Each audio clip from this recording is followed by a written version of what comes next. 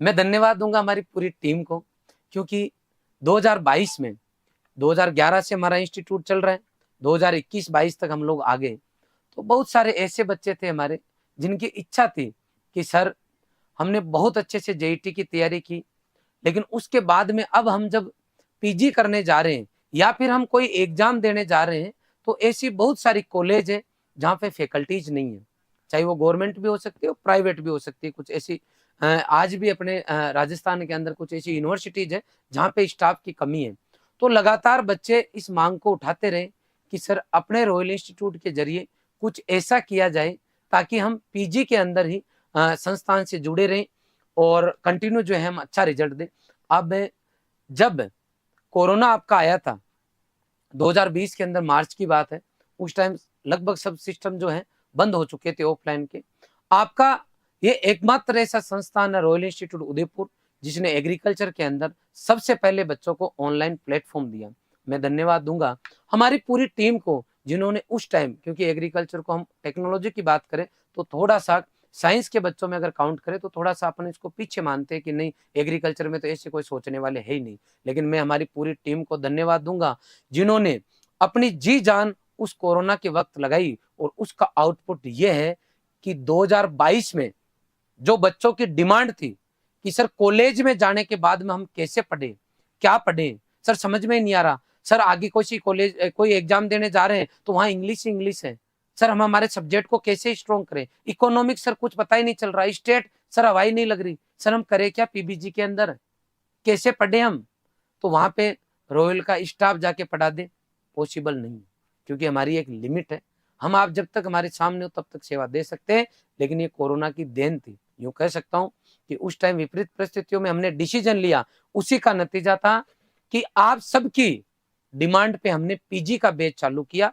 2022 में पहला बैच था, कहने को तो हम यूं कह सकते हैं कि पहला बैच था 2022 का, तो हमें जमने में टाइम लगा। लेकिन कहते हैं कि अगर पूरी टीम दम लगा के ईमानदारी से काम करे, रिपीट कर रहा हूं कि किसी भी काम के पीछे ईमानदारी चाहिए, डेडिकेशन चाहिए।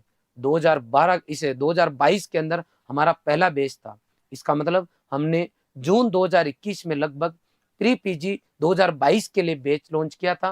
पूरा 12 महीने, आज भी आप इस यूट्यूब चैनल पे जाके पुराना वीडियो देखोगे तो आपको वहां पे मिल जाएगा कि हमने कैसे हमारा बैच लॉन्च किया था। मैंने कहा था कि यहाँ पे आपको मोर देन वन फैकल्टीज पढ़ाएगी सब्जेक्ट को।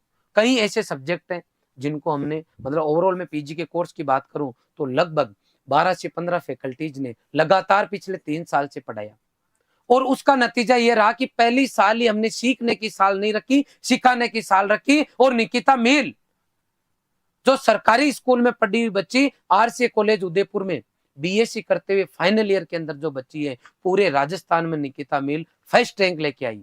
और आप इस इंस्टीट्यूट की पकड़ देखो कि उसी की सगी सिस्टर छोटी बहन 12वीं के साथ में इसी संस्थान से जुड़ के ऑनलाइन पढ़ के सरकारी स्कूल में बच्ची रहते हुए संगीता मील आज आईआरआई न्यू दिल्ली में पढ़ रही है। और निकिता मील जो बड़ी सिस्टर है, उसने पीजी के अंदर जो है पूरे राजस्थान में सामान्य वर्ग में 2022 में फर्स्ट रैंक हासिल की।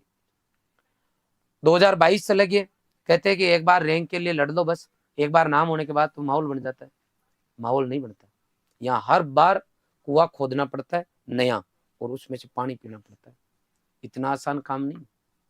2023 के लिए मैं जब भी कहता हूँ कि आज रॉयल इंस्टीट्यूट, अगर चारों तरफ रॉयलियंस हो रहे हैं, कोई सी भी यूनिवर्सिटी क्यों ना हो, कोई सा भी एग्जाम क्यों ना हो, अगर रॉयलियंस हर जगह नजर आ रहे हैं तो उसका कारण है रॉयलियंस की लगातार मेहनत, चाहे वो स्टाफ हो चाहे स्टूडेंट।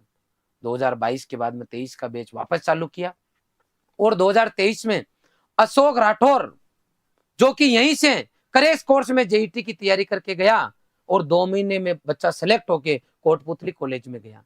और कोटपुतली कॉलेज में जाने के बाद में बच्चा वापस थर्ड ईयर से इस संस्थान से जुड़ गया, और इतनी तगड़ी मेहनत की कि 2023 के अंदर अशोक हमारा बच्चा पूरे राजस्थान के अंदर फर्स्ट रैंक लेके आया।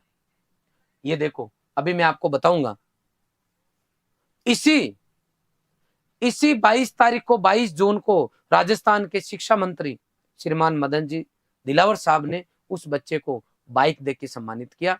निकिता मील को भी हमने स्कूटी दी। वो मैंने इसलिए दी कि पीजी का बच्चा जान लगाए और अपने सब्जेक्ट के ऊपर पकड़ बनाए। हर बच्चा अगर प्रयास करेगा, हर बच्चा ये सोचेगा कि मुझे भी इनकी तरह करना चाहिए। और इस बार तो लास्ट ईयर का भी बताता हूं एक बार कि उस अशोक के फर्स्ट रैंक आई। मैं एग्री का रिजल्ट भी 3-4 तरीके से आ रहा, मैंने देखा भी, स्टाफ ने बताया कि फर्स्ट रैंक कई जगह आ रखी है। तो उसमें आप देखो बारीकी से, उसमें pre PG agriculture, pre PG horticulture, pre PG forestry अलग अलग है। प्री पीजी एग्रीकल्चर का रिजल्ट बताने जा रहा हूं मैं 2023 का। अशोक राठौर फर्स्ट रैंक, उसके बाद में सेकंड, थर्ड, फोर्थ, फिफ्थ, लगातार 5 रैंक रॉयल इंस्टीट्यूट ने अभी करंट में दी 2023 में। आज वापस रिजल्ट आया है प्री पीजी 2024 का। मुझे बहुत हमारी टीम पे गर्व हो रहा है, क्योंकि ये वो टीम है, मुझे प्राउड फील हो रहा है, क्योंकि ये वो टीम है जिसने आज पूरा राजस्थान टॉप कराया है। वो बच्चा आपका चिमनपुरा से पढ़ रहा है।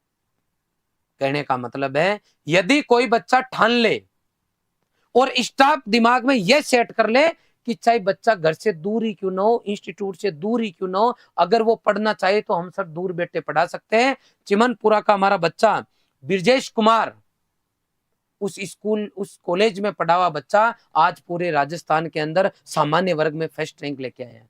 मैं बात करूंगा दूसरे बच्चे की, जो SKRU बीकानेर से बच्चा पढ़ा, नितिन डोडा, जो हमारा बच्चा है, वो पूरे राजस्थान के अंदर सामान्य वर्ग में सेकंड रैंक लेके आया है। मैं बात करूंगा हमारे तीसरे बच्चे की, जिसकी 4th रैंक आई है।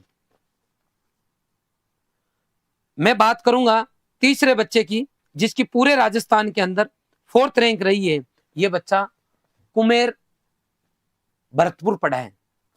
कुमेर भरतपुर बहुत अच्छी कॉलेज में से नहीं है, फिर भी ये बच्चा वहां से पढ़ के और यूनिवर्सिटीज के जो बच्चे हैं उनको पीछे छोड़ा है।